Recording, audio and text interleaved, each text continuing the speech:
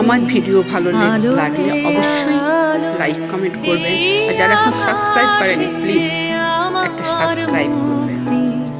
আলোয় আলোয় আমার মুক্তি, ধুলায় ধুলায় ঘাসে ঘাসে এই আকাশে আমার মুক্তি। আলো